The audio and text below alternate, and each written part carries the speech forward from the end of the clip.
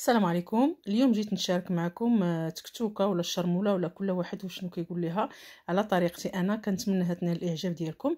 كناخذ واحد المقيله كنوضع فيها هنايا واحد البصله كبيره كبيره عفوا اللي مشلضه، كتكون مشلضه رقيق. غادي نشحرها بشويه زيت الزيتون وشويه ديال الملحه. ضروري هاد الطريقه هذه باش كتجينا، هذا هو السر باش كتجينا تكتوكه بنينه وزوينه بزاف.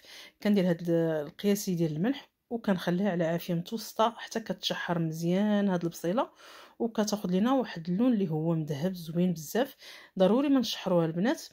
من بعد ما تشحرت لنا كيف ما كتشوفوا غادي ناخذ هنا واحد جوج دريسات ديال الثومه، غادي نوضعهم فوق من هذيك البصيله ونشحروا العناصر كامله مع بعضياتها مزيان.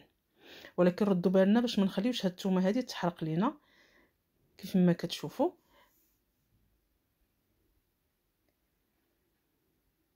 من بعد ما تشحرت لينا الثومه غادي نزيد هنايا نص كيلو ديال المطيشه اللي محكوكه ومحيده لها القشره. بغيتو تقطعوها هذا مكعبات صغار قطعوها ماشي مشكل. انا فضلت انني نحكها. كنبقاو نحركوا هاد العناصر مزيان حتى شويه بدات تشرب غير شي شويه. من بعد غادي نزيد عليها هنايا عندي واحد الفلفله وحده اللي شويتها وقطعتها مكعبات. انا شويتها على البوطه. يمكن لكم لا كانوا عندكم فلافل الوان او لا بغيتو تدخلوها للفران ماشي مشكل. المهم الفلافل كيعطيوها واحد النكهه اللي هي زوينه بزاف. انا تصابت عندي غير هاد الوحده شحرتها وقطعتها وزدتها على مطيشه. كنحركوا هاد العناصر مزيان مع بعضياتهم. من بعد غنزيدوا التوابل. اول حاجه كناخذوا هو شويه ديال البزار.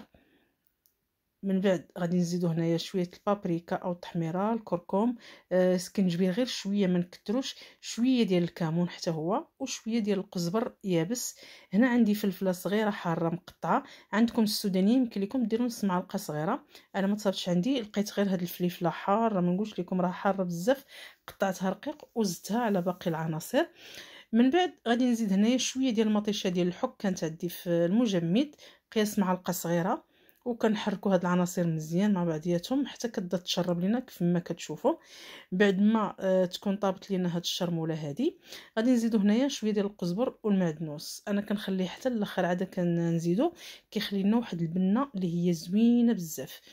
صافي هنايا كنخليو الشرموله ديالنا او التكتوكه كتشحر مزيان حتى تنشف.